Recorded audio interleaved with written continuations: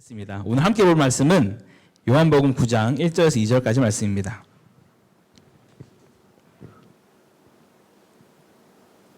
요한복음 9장 1절에서 12절, 신약 160페이지에 있습니다.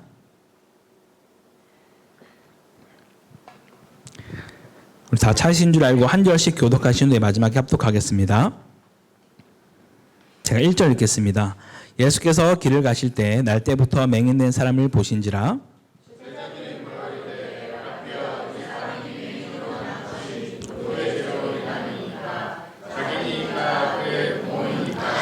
예수께서 대답하시되 이 사람이나 그 부모의 죄로 인한 것이 아니라 그에게서 하나님이 하시는 일을 나타내고자 하심이라.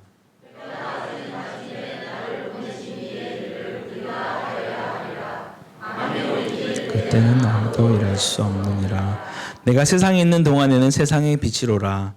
이 말씀을 하시고 땅에 침을 뱉어 진흙을 이겨 그의 눈에 바르시고 이르시되 실로암 못에 가서 씻으라 하시니 실로암은 번역하면 보냄을 받았다는 뜻이라. 이에 가서 씻고 밝은 눈으로 왔더라. 어린 것을 보았대. 이는 앉아서 구걸하던 자가 아니냐. 어떤 사람은 그 사람이라 하면 어떤 사람은 아니라 그와 비슷하다 하거늘 자기 말은 내가 그라 하니. 대답하되 예수라는 그 사람이 진흙을 이겨 내 눈에 바르고 나더러 실로암에 가서 씻으라 하기에 가서 씻었더니 보게 되었노라. 그들이 이르되 그가 어디 있느냐 이르되 알지 못하노라 하니라. 아멘. 네, 함께 우리도 맹인입니다 라는 제목으로 전사님 말씀 전해 주시겠습니다.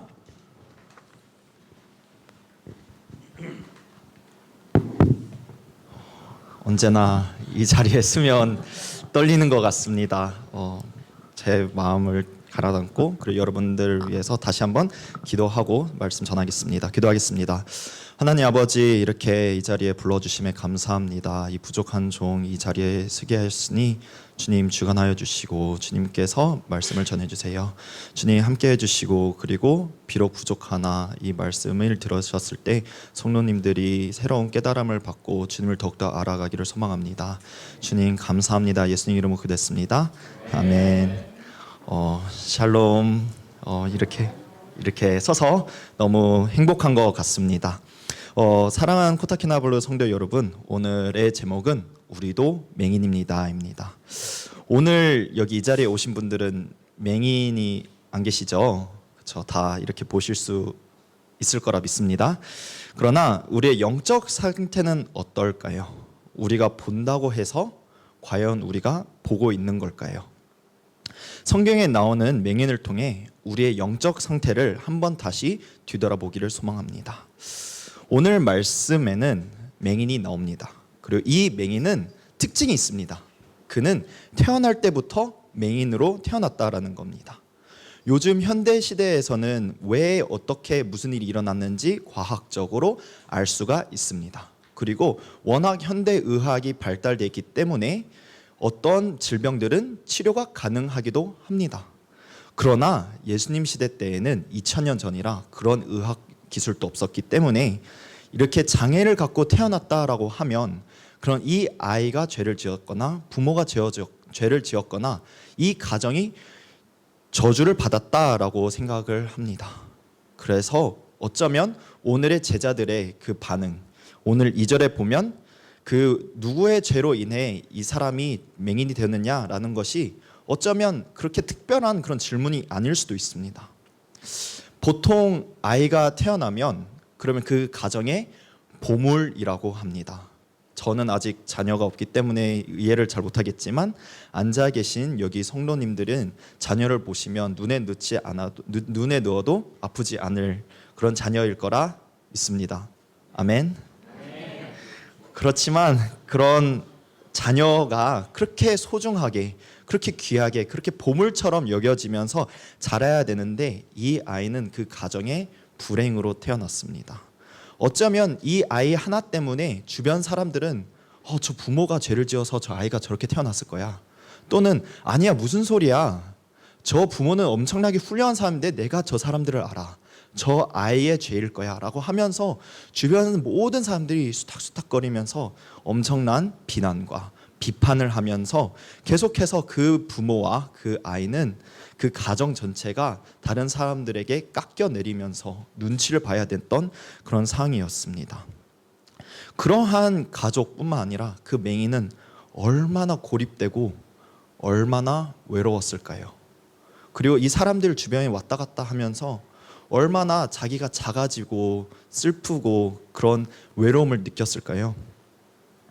어쩌면 이 제자들의 인간적인 시선에서 예수님한테 이 질문을 물어본 거는 당연한 걸 수도 있습니다.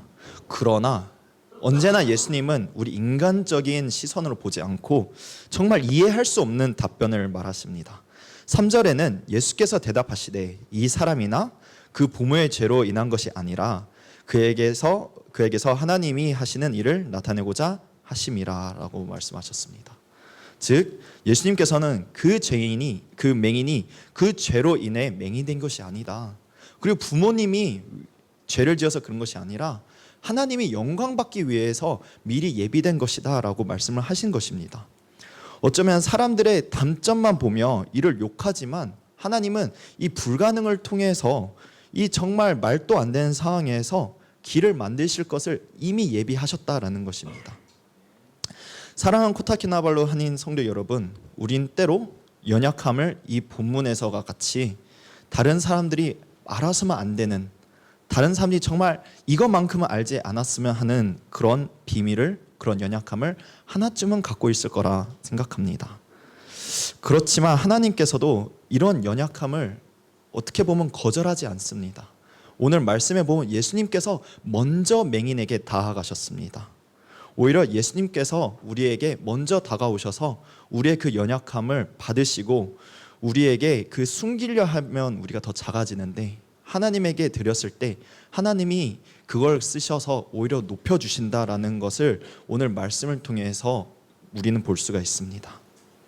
만약 맹인이 그날 예수님을 만나지 못했더라면, 그리고 예수님이 앞에 서서 기적을 이뤄내시려 할 때 맹인은 저기 가세요. 전 당신 누군지 모릅니다. 저 귀찮게 하지 마세요. 라고 배척했다면 그럼 평생 맹인으로 살았을 것입니다.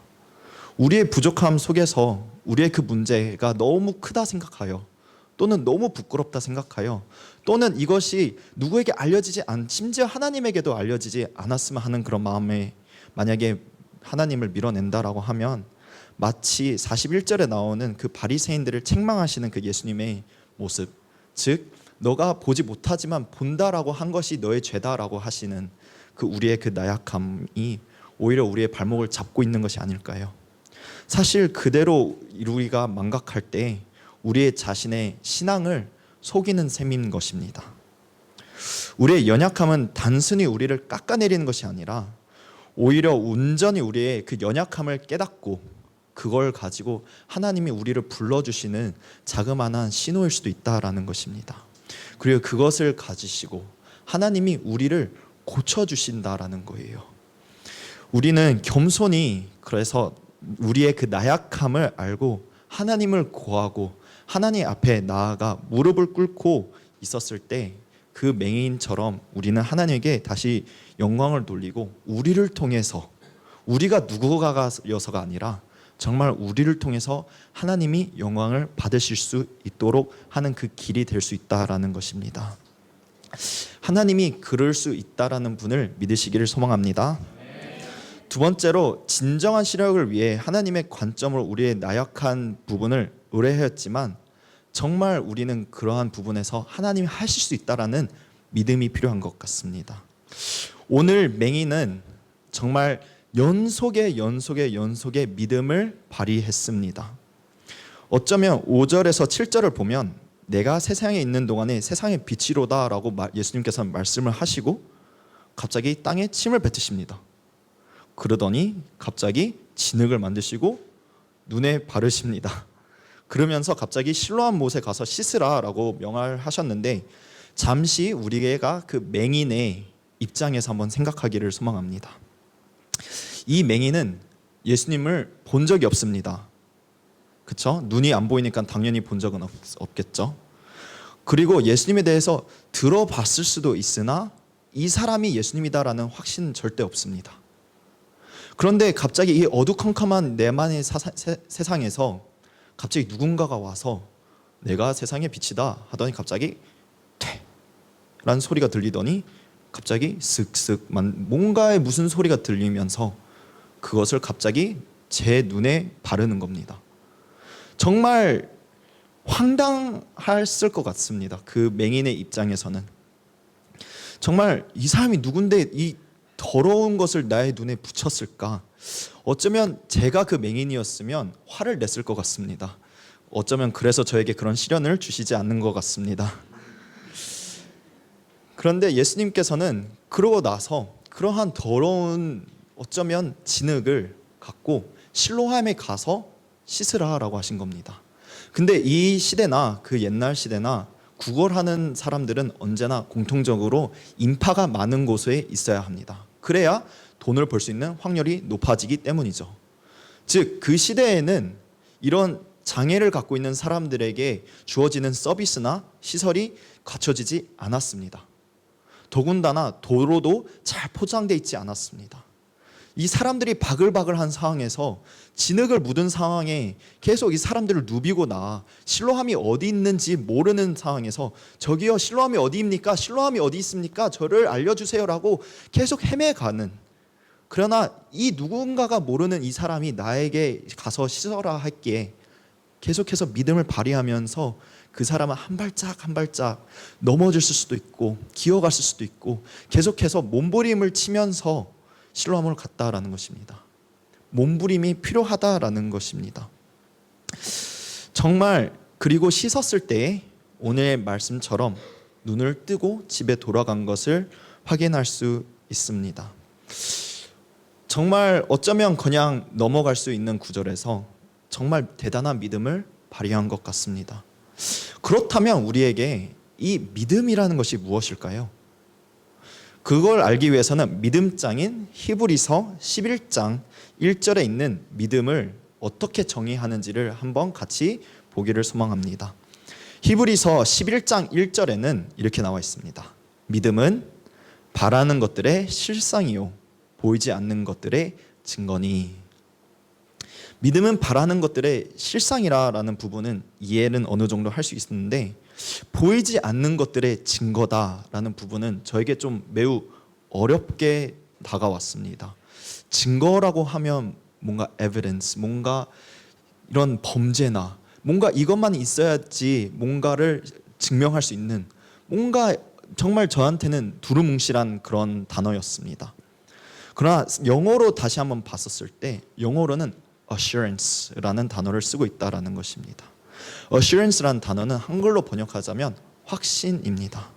즉 보이지 않아도 하실 거라는 것을 확신을 갖는다라는 말씀입니다. 그리고 실로암은 그 맹인은 실로암을 가서 씻었을 때 마음 한켠에 확신이 있었다는 것입니다. 내가 정말 몸부림쳐서 여기 와서 내가 정말 이 물로 나의 눈을 씻으면 진짜 나는 볼 수 있겠구나 라는 그 자그마한 확신이 있었다라는 것입니다. 사랑하는 코타키나발루 성도 여러분, 우리의 믿음의 상태는 어떤가요? 우리는 정말 무엇을 믿고 있는가요? 때론 믿음이 강하다고 생각하지만 어려움이 닥쳤을 때 정말 우리는 어디에 무엇을 믿고 있나요? 정말 우리가 눈에 보이는 것만 이해하려 하고 정말 느껴지는 것만 계속해서 보려고 하는 것이 아닐까요?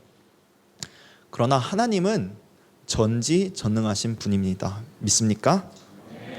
하나님은 우리의 인간의 논리를 초월하시는 분입니다.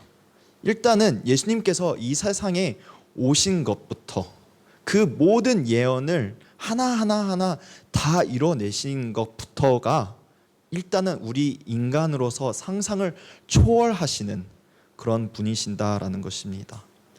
단지 예수님의 그 태어난 것이 그냥 태어났다가 아니라 정말 이사야가 말한 그 모든 예언을 다 끼워 맞추기 위해서는 1대 10의 17승의 확률을 이겨내신, 그리고 모든 예언자들의 예언을 다 맞추려면 1대 10의 50승의 확률을 그냥 너무나도 태연하게 이뤄내시는 그런 분이십니다.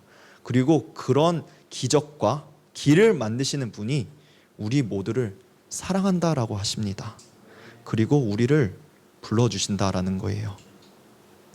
지금 내가 당장 내 앞에 닥친 문제로 내 믿음이 흔들리지 않았으면 좋겠습니다. 보이지 않는다고 해서 회복이 불가능한다 생각해서 하나님을 그 틀 안에 가두시지 않으셨으면 좋겠습니다. 비록 내가 원하는 대로 이루어지지 않았다고 실망하고 원망하는 것이 아니라 정말 우리보다 우리를 너무 잘하시고 모든 것을 주관하시는 하나님께서 우리 세상의 삶에 우리의 삶을 의탁하기를 소망합니다. 비록 보이지 않아도 길을 만드시는 분이 주님이시를 믿기를 소망합니다. 하나님 더욱더 바라고 하나님 안에 확신을 갖고 살아가며 하나님 중심적인 삶을 살기를 소망합니다. 오늘 말씀을 보면 하나님의 시선으로 정말 어렵고 어쩌면 불가능한 상황을 역전시키면서 믿음으로 불리한 그런 환경들을 다 극복한 어쩌면 승리의 이야기입니다. 그리고 그 승리의 이야기의 끝은 시야를 되찾았다라는 것입니다. 어쩌면 마치 동화에서 나올 법한 책인데, 그런데 성경은 현실에서 일어나진 것처럼 동화책처럼 그렇게 모두가 행복하게 살았답니다로 끝나지 않습니다. 평생을 맹인으로 살아 시력을 되찾았는데도 행복은 오래가지 않았습니다.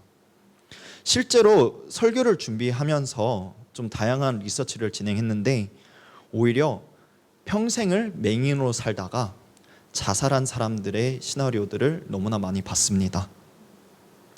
우리 머리로서는 이해가 안 됩니다. 평생을 눈을 감고 다시 눈을 떠서 만약에 볼 수 있다라고 하면 그거만큼 행복한 것이 없을까라고 생각하지만 이 자살을 진행했던 사람들은 그것이 아니었다라는 것입니다. 행복하지 않았다라는 것입니다. 그럼 이 사람들은 정말 왜 자살을 했을까요? 이 사람들이 자살했던 이유는 눈을 감고 있었을 때에는 자기가 상상하던 그런 세계가 있었습니다. 근데 눈을 뜬 순간 그 현실이 무너지면서 실망하기 시작합니다. 더불어 눈을 감고 있었을 때는 자기가 책임져야 되지 않은 것들이 너무나 많았는데 눈을 떴다라는 것만으로 갑자기 너무나 큰 책임감을 느껴서 어깨가 너무 무거워서 더 이상 내가 이거를 버티지 못할 거다는 생각으로 자살을 진행한 사람들이 너무나 많았다라는 것입니다. 비록 그 누구보다도 행복할 거라 생각했는데 얼마 가지 않아 현실의 그 좌절과 현실의 그 벽에 부딪혀 눈을 떴을 때보다 오히려 더 불행한 그런 삶을 살며 새로운 고난이 몰려왔다라는 것입니다.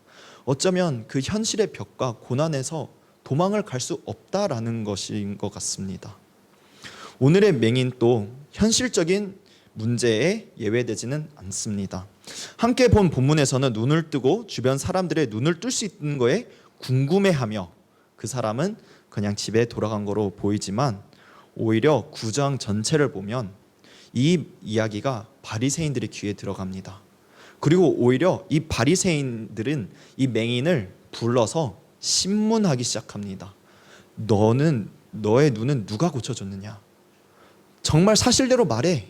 누가 고쳐줬냐고 하면서 심지어 그의 부모님까지 불러옵니다. 부모까지 불러와서 당신의 아들 누가 눈을 고쳐줬습니까? 라고 했었을 때 오히려 부모님들은 정말 안타까운 그런 대답을 합니다. 23절에 보면 그는 이미 성장하였으니 그에게 물어보라 라고 합니다. 무슨 뜻이냐면 이미 그는 성인이니 우리하고 연관짓지 마세요. 저는 그자가 이미 독단적으로 한 거고 우리와 아무 상관이 없는 사람입니다 라고 하며 선을 그으면서 손절한 상황을 우리는 볼 수가 있습니다.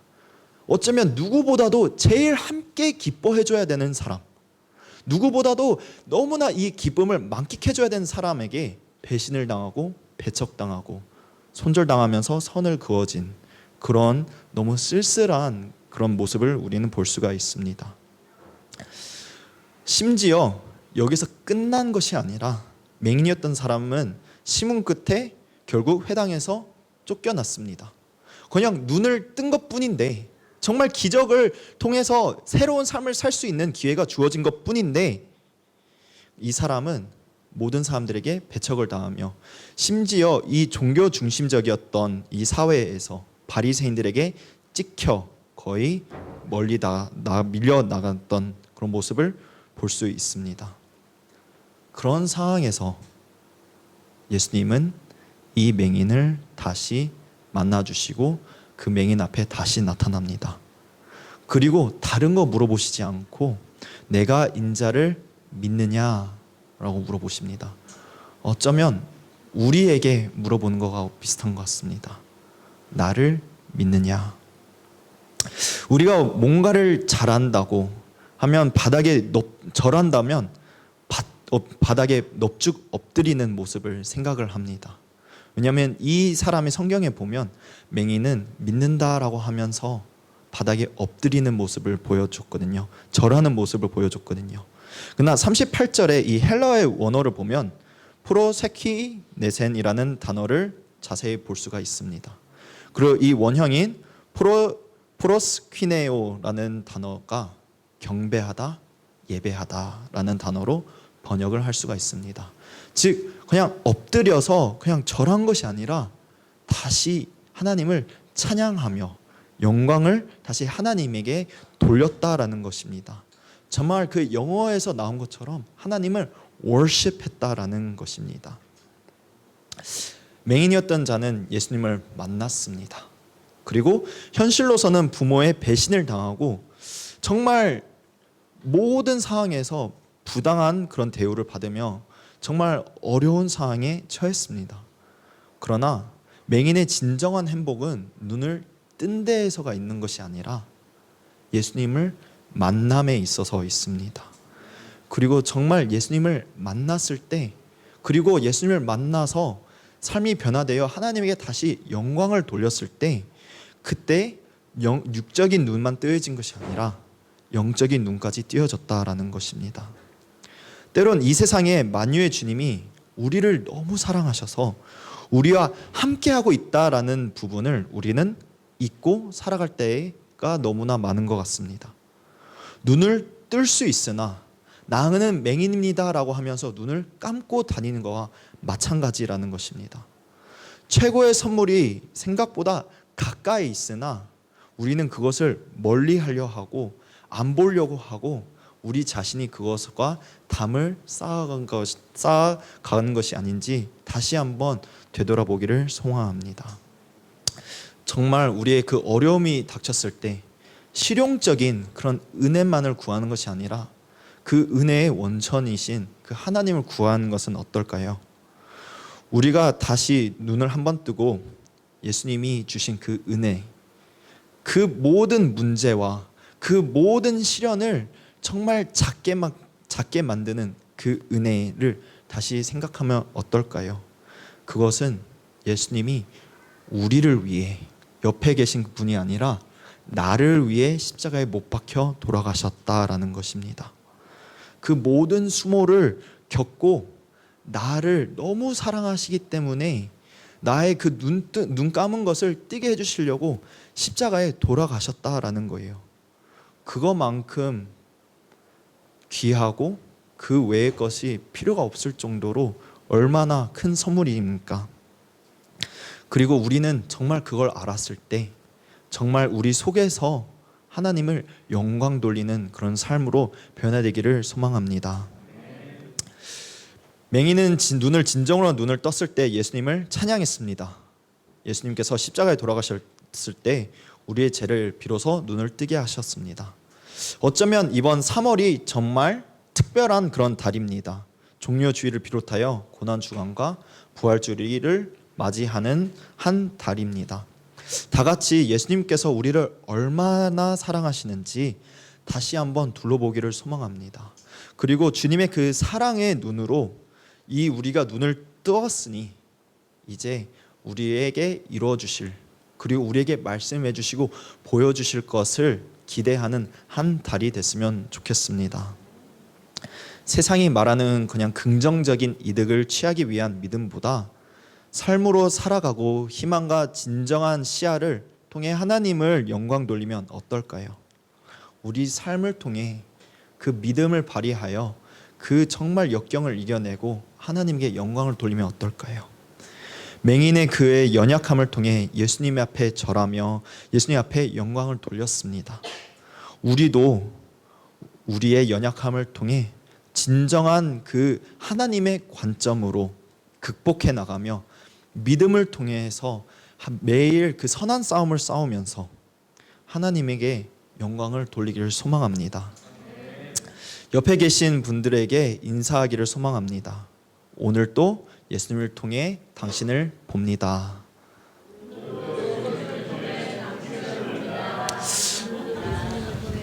네, 감사합니다. 이제 다 같이 그 찬양 한 곡을 부르시기를 소망합니다. 십자가 그 사랑이라는 찬양인데요.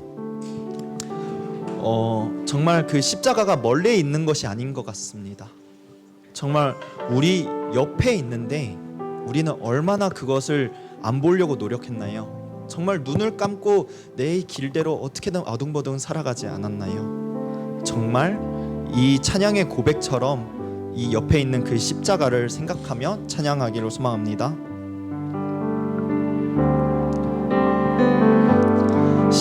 십자가 그 사랑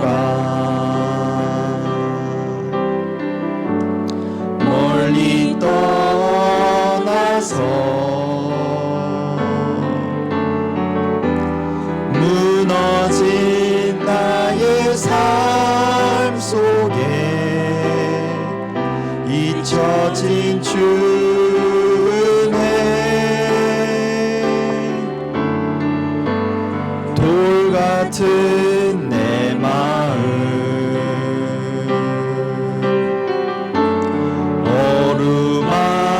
어루만지사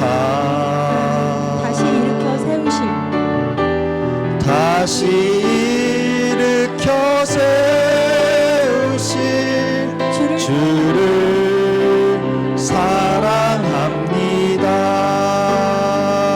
사랑합니다. 주 나를 보호하시고 날 붙드시리. 나는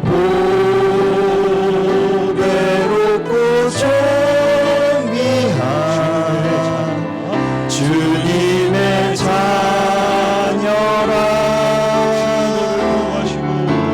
주 너를 보호하시고 널 붙드시리. 너는 보배롭고 존귀한 주의 자녀라. 가사가 준비가 안 될 줄 몰랐는데요.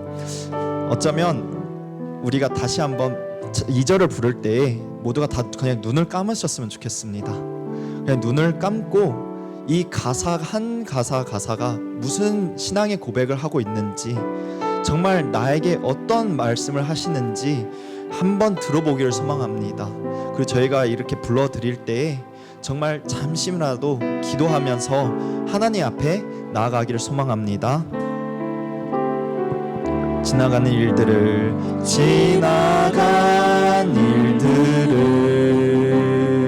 기억하지 않고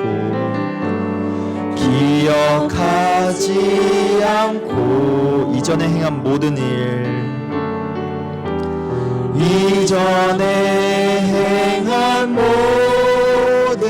생각지 않으리.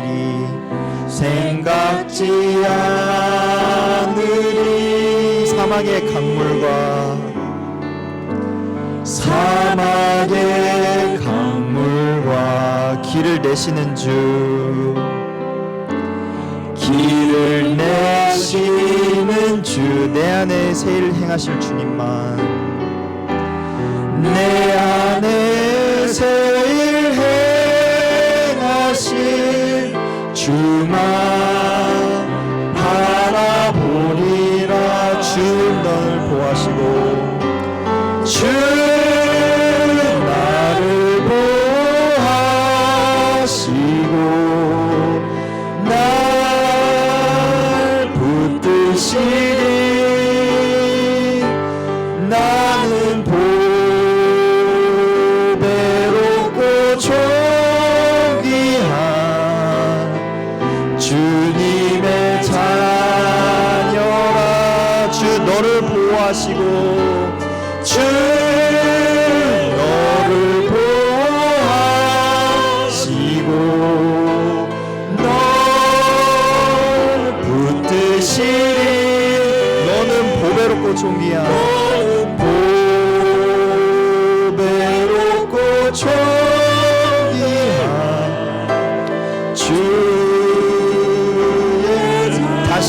고백하겠습니다. 주 나를 보호하시고 주 나를 보호하시고 날 붙드시리 나는 보배롭고 존귀한 주님의 자녀라. 주 너를 보호하시고 주 너를 보호하시고 널 붙드시리 너는 보배롭고 존귀한 주의 자녀라. 다 같이 잠시 기도하기를 원합니다. 주님, 저희를 주님의 자녀로 불러주심에 감사합니다. 제가 무엇을 하든 제가 어떠한 사람이든 저를 받아주셔서 감사합니다 라는 주님에게 그 찬양을 돌리는 그 기도를 잠깐 하기를 원합니다. 기도하겠습니다. 하나님 감사합니다. 주님 앞에 나아갑니다. 주님, 저희 그 연약한 모든 것들을 주님 앞에 내려놓습니다. 하나님, 주님의 저희를 사랑해 주셔서 주님, 그 무엇보다 귀한 것이 어디 있습니까? 주님 함께하여 주시고 주님 감사합니다. 하나님, 저희를 불러주심에 감사합니다. 저희 눈을 띄워주시고 하나님 아버지, 저희와 함께하여 주시옵소서. 하나님, 주님 감사하여 주시옵시고 아버지여, 주님 앞에 나아갑니다. 하나님 아버지, 함께하여 주시옵시고 주님 이끌어 주시옵소서. 아버지 감사합니다. 아버지여, 함께하여 주시옵시고 이끌어 주시옵소서.